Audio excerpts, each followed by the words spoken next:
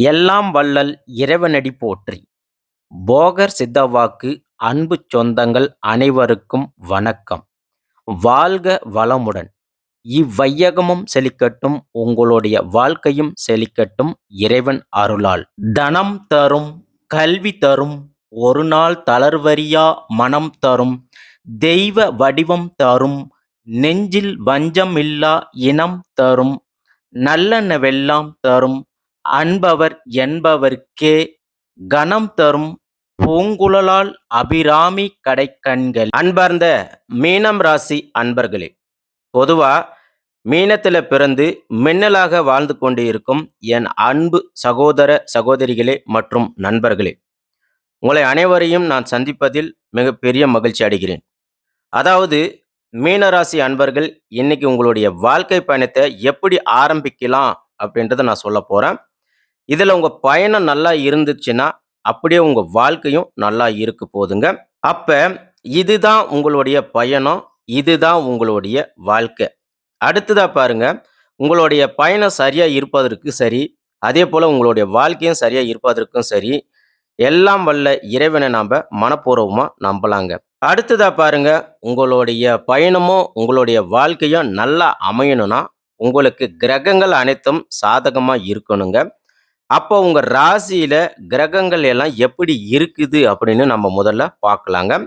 அப்போதான் உங்களுடைய பயணமும் உங்களுடைய வாழ்க்கையும் நல்லா இருக்கும், நல்லா அமையும். அப்போ உங்க ராசி கட்டத்துல கிரகங்கள் என்ன நினைக்குதோ அதுக்கு தகுந்தார் மாதிரி நீங்க இருக்கணுங்க. உதாரணமா, தேவையில்லாம நம்ம போய் வெயில் யாராவது நிக்குவோங்களா? அப்போ ஒரு தேவை, ஒரு கடமை இருக்குன்னா கண்டிப்பா நம்ம போய் அந்த வெயில நிக்கிறோம். அதுவே அந்த தேவையும் கடமையும் இல்லைன்னா நாம எதுக்கு வெயில்ல போய் நிக்க போறோம்? அப்ப உங்களுக்கு கடமை இருந்தா அதற்கு தகுந்தார் மாதிரி நீங்க அந்த வெயில்ல போய் நிக்கணும். இதுதான் மேட்டர். அதை நல்லா புரிஞ்சுக்கங்க. இதை மீன ராசிக்காரர்கள் நல்லா புரிஞ்சுக்கணுங்க. ஏன்னா பல நேரங்கள்ல மீனம் ராசிக்காரங்க இந்த மாதிரி தான் எதிர்மறை விஷயங்களுக்கு நடக்குதுங்க. அதாவது உங்களுக்கு இந்த மாதிரி எதிர்மறை விஷயங்கள் அதிகமா நடக்குது.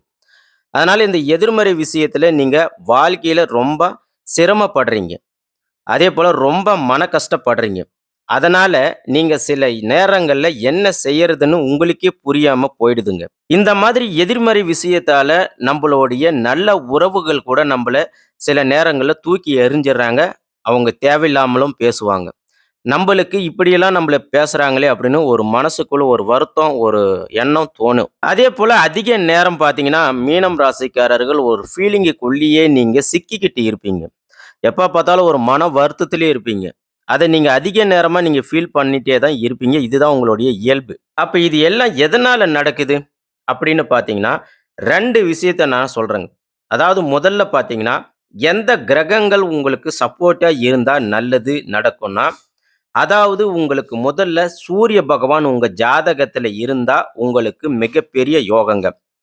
அப்படி சூரிய பகவான் இருந்தா உங்களுக்கு பெரிய பணக்காரர்களுடைய பழக்கவழக்கம் கிடைக்குங்க. பெரிய அரசியல்வாதிகளுடைய தலைவர்களுடைய பழக்கவழக்கம் கிடைக்கும். பேர், புகழ், கௌரவம் இது எல்லாமே மீனராசிக்காரர்களே உங்களுக்கு கிடைக்கும். அதாவது சூரிய பகவான் உங்களுக்கு நட்பு பெற்று இருந்து உங்க ஜாதகத்துல ராசி கட்டத்துல இருந்தா நீங்க மிகப்பெரிய பேர், புகழ், கௌரவம் இது எல்லாமே உங்களுக்கு கிடைக்குங்க. அதே போல வாழ்க்கையும் உங்களுக்கு சிறப்பா அமையுங்க. அதாவது உங்க ஜாதகத்துல நட்பு பெற்று இருந்தா யோகம்.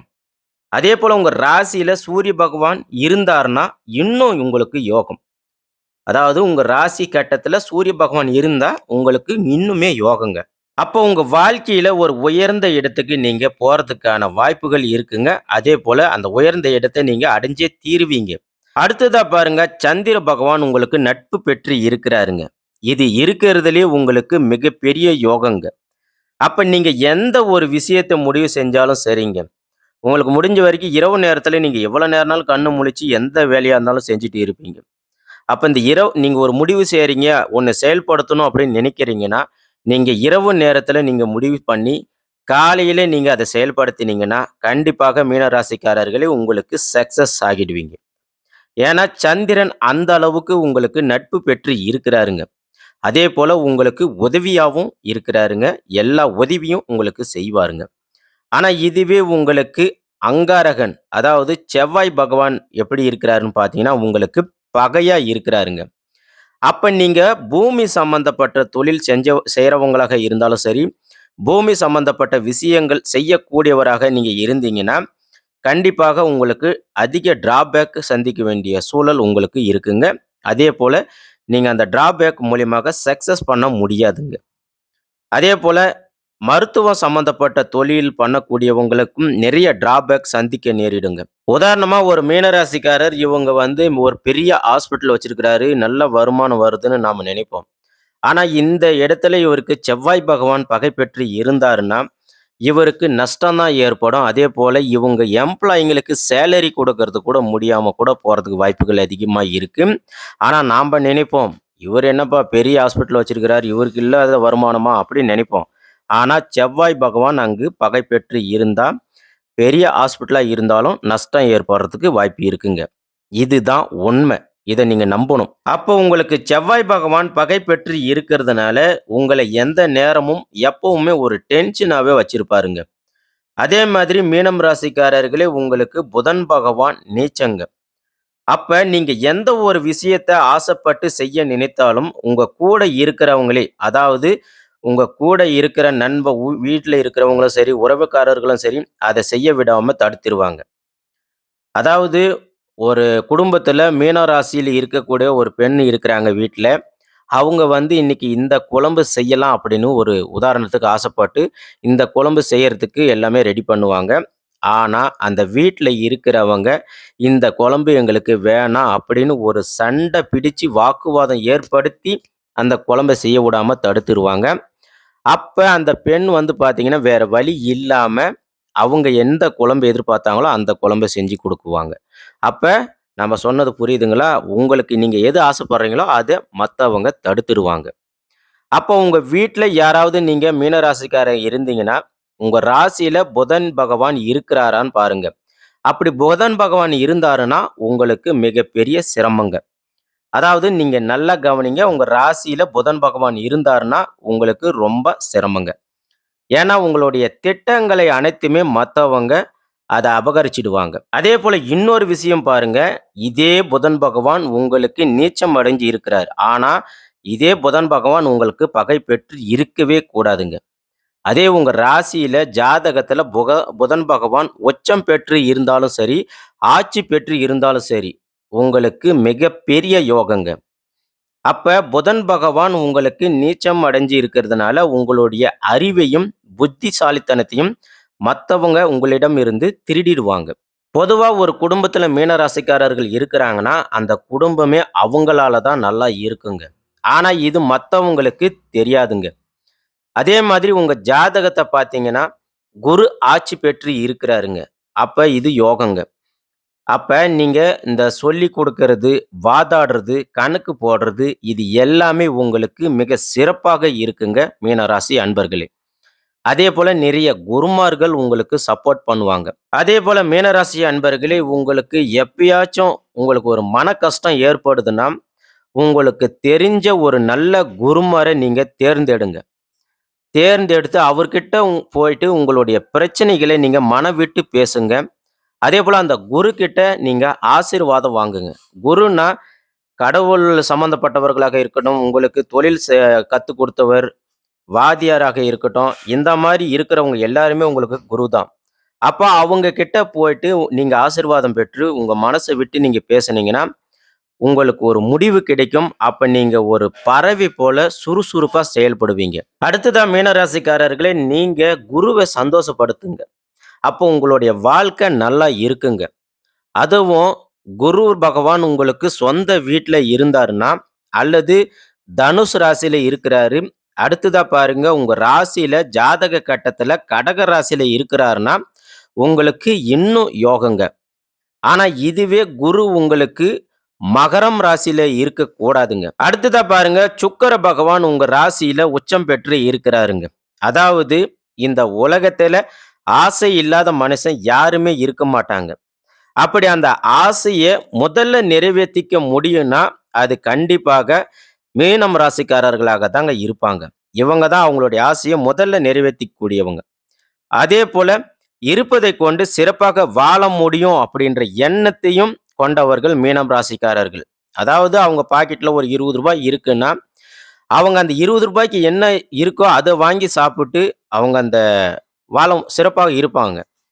அப்ப இந்த சுக்கிர பகவான் உங்களுக்கு மட்டும் உங்க ராசி கட்டத்துல இருக்கிறார்ன்னா, நீங்க தான் யோகாதிபதிங்க. அடுத்ததா பாருங்க, உங்க ராசியில சுக்கிர பகவான் வந்து கன்னி ராசியில போய் உட்காரக் கூடாதுங்க. அதாவது மீன ராசிக்கு சுக்கிர பகவான் போய் கன்னி ராசியில உட்காரவே கூடாதுங்க. அப்படி ஒரு வேளை உட்கார்ந்துட்டாருன்னா, உங்களுடைய ஆசைகள் எதுவுமே நிறைவேறாதுங்க. நீங்க அதுக்கு படாத பாடுபட வேண்டி இருக்குங்க. அடுத்ததா பாருங்க, உங்களுக்கு சனி பகவான், ராகு, கேது இவங்க எல்லாருமே உங்களுக்கு நட்புங்க. அப்ப உங்களுக்கு ஆயுள் பலம் நல்லா இருக்குங்க. எவ்வளவு பெரிய சட்ட ரீதியான விஷயங்கள் வந்தாலும் சரி, நீங்க எதையுமே சமாளிச்சு வந்துடுவீங்க. அதேபோல எவ்வளவு பெரிய எதிர்ப்புகளையும், எதிரிகளையும் நீங்க சமாளிச்சு ஈஸியா வந்துருவீங்க. அதேபோல மீனராசிக்காரர்களே, உங்களுக்கு வாழ்க்கையிலயும் சரி, தொழில்லயும் சரி, எத்தனை பேரு உங்களுக்கு ஆட்டம் காமிப்பாங்க. ஆனா, நீங்க அந்த ஆட்டத்துக்கெல்லாம் பயப்படுற ஆளாகவே இருக்க மாட்டீங்க. அதேபோல பயப்படவும் கூடாதுங்க. எவ்வளவு பெரிய ஆட்டம் வந்தாலும் சரி, உங்க அப்பன், பாட்டன் எவன் வந்தாலும் நான் பார்த்துக்கிறேன்டா அப்படின்னு சொல்லி தைரியமா இருங்க. அப்ப எந்த காரணத்த கொண்டும் மீன ராசிக்காரர்களே நீங்க தைரியத்த மட்டும் விட்டுடக் கூடாதுங்க. அந்த தைரியம் என்பது மீன ராசிக்காரர்களுக்கு இயற்கையாவே பிறந்ததுங்க. ஆனா வெளியில நீங்க பயந்த மாதிரி காட்டிக்கணும். ஒரு விஷயம் புரியுதுங்களா? நீங்க தைரியமானவங்க. ஆனா வெளியில மத்தவங்க பார்வைக்கு பயந்தவங்க மாரி காட்டிக்காங்க. ஆனா ஒரு விஷயம் புரிஞ்சுக்கங்க. திமிரா மட்டும் இருக்கக்கூடாதுங்க. காட்டாதீங்க. அப்ப குரு உங்களுக்கு ஆட்சி பெற்று இருந்தாருன்னா, தைரியமா இருங்க. ஆனா திமிர மட்டும் காட்டாதீங்க. அப்ப மீன ராசிக்காரர்கள பொறுத்தவரைக்கும் என்னைக்குமே கோழையா மட்டும் இருக்க மாட்டாங்க. கோழையாவும் கிடையாதுங்க. இதுதான் உங்களுடைய பயணம். இந்த வழியில உங்க பயணத்தை நீங்க மேற்கொண்டீங்கன்னா, உங்க வாழ்க்கையில நீங்க வெற்றி உண்டாகுங்க. அதேபோல கண்டிப்பா உங்களுக்கு விஐபி ஆகுவதற்கான அந்தஸ்தும் உங்களுக்கு கண்டிப்பாக கிடைக்குங்க. ஆனா, தயவு செஞ்சு மீனம் ராசிக்காரர்களே உங்களுடைய சந்தர்ப்பங்களையும், உங்களுடைய பதவிகளையும், உங்களுடைய தகுதிகளையும் அதை சரியான நேரத்தில பயன்படுத்தணும். அதேபோல எந்த காரணத்த கொண்டும் அத கைவிடக்கூடாது. தக்க வைத்துக் கொள்ளுங்க. ஏன்னா, நாளை என்பது கண்டிப்பாக நிச்சயமற்றதுங்க. அத நீங்க முதல்ல புரிஞ்சுக்கணும். இன்னைக்கு இருக்கிற சிச்சுவேஷனுக்கு தகுந்தாற் போல நீங்க உங்களுடைய தகுதிகள தக்க வச்சு, இதுல இருந்து நீங்க மேல உயர்றதுக்கு என்ன முடியுமோ அத செய்யுங்க. ஆனா எக்காரணத்த கொண்டும் கீழ மட்டும் இறங்கிடாதீங்க. அதேபோல மீனராசி அன்பர்களே, ஒரு விஷயம் முக்கியமாக சொல்றேங்க. என்னை இனிமே எவனாலும் ஆட்ட முடியாது, அசைக்க முடியாது அப்படின்றத மட்டும் நீங்க நினைச்சிராதீங்க. இது உங்களுக்கு செட்டே ஆகாதுங்க மீனராசி அன்பர்களே. ஏன்னா உங்களுக்கு புதன் பகவான் நீச்சம் பெற்று இருக்கிறதுனால, இந்த புதன் பகவான் உங்களுக்கு ரொம்ப ரொம்ப முக்கியங்க. ஆகையால என்னால முடியும், எவன பத்தியும் அவசியம் இல்லன்னு மட்டும் நினைக்காதீங்க. அடுத்ததா நாம ஏற்கனவே சொன்ன மாதிரி, உங்களுக்கு மீன ராசிக்காரர்களே திமிர் வேணாம். ஆனா வைராக்கியம் வேணுங்க. தைரியம் வேணுங்க. நல்லா புரிஞ்சுக்கங்க. திமிர் மட்டும் வேணாம். வைராக்கியம், தைரியம் உங்களுக்கு வேணுங்க. இத மட்டும் நீங்க ஃபாலோ பண்ணீங்கன்னா, மீனம் ராசி அன்பர்களே, உங்களுக்கு மிகப்பெரிய முன்னேற்றம் வாழ்க்கையில ஏற்படுங்க. அடிச்சு சொல்றேன் மீனராசி அன்பர்களே, 100% உங்களுக்கு முன்னேற்றம் ஏற்படும்.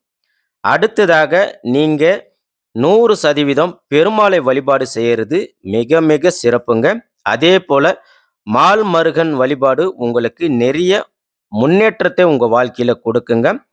அடுத்ததா பாருங்க, முருகப்பெருமானையும் நீங்க வழிபாடு செய்யணுங்க. ஏன்னா உங்களுக்கு செவ்வாய் பகவான் பகை பெற்று இருக்கிறாருங்க. ஆகையால முருகப்பெருமானை நீங்க வழிபாடு செய்யும்போது, செவ்வாயோடைய ஆதிக்கம் உங்களுக்கு குறையுங்க. நான் மெயினா இப்பயும் சொல்றேன். முருகப்பெருமானையும், பெருமாளையும் நீங்க இறுக்கமா கைப்பிடிச்சு வழிபாடு செய்யுங்க. அப்படி நீங்க வழிபாடு செஞ்சுட்டு வரும்போது, இந்த கடவுள் பெருமாளும், முருகனும் உங்கள சௌக்கியமா வச்சுப்பாருங்க. ஆனந்தமாக வச்சுக்குவாருங்க. அழகாகவும் வச்சுக்குவாருங்க. அதேபோல மீனராசி அன்பர்களே, நீங்க ஆசைப்படுற எல்லாத்தையுமே உங்களுக்கு சரியான நேரத்துல, சரியான இடத்துல உங்களுக்கு அமைச்சு கொடுப்பாருங்க. ஆகையால மீனராசி அன்பர்களே, இதுதான் உங்களுடைய வாழ்க்கை, இதுதான் உங்களுடைய பயணம். அதாவது நம்ம சொல்லக்கூடிய பலன்கள் அனைத்தும் பொது பலன்களே. நாம சொல்லக்கூடிய தகவல்கள் அனைத்தும் 75% பலிக்கும். மீதி இருக்கக்கூடிய 25% உங்களுக்கு தனிப்பட்ட ஜனன ஜாதகத்தின்படி மாறுபடுங்க. அதனால நம்ம சொல்லக்கூடிய இந்த தகவலே போதுமானதுங்க. ஆன்மீகம் என்பது ஏழ்மையே. நம்பிக்கையே இறைவன் அடியை தொழுது இந்த வீடியோ பதிவை நாம முடிக்கிறோம். இந்த வீடியோ உங்களுக்கு பிடிச்சி இருந்துச்சுன்னா மறக்காம நமது போகர் சித்தவாக்கு சேனலுக்கு லைக் பண்ணுங்க, சப்ஸ்கிரைப் பண்ணுங்க, உங்க ஃப்ரெண்ட்ஸுங்களுக்கு ஷேர் பண்ணுங்க. நன்றி, வணக்கம்.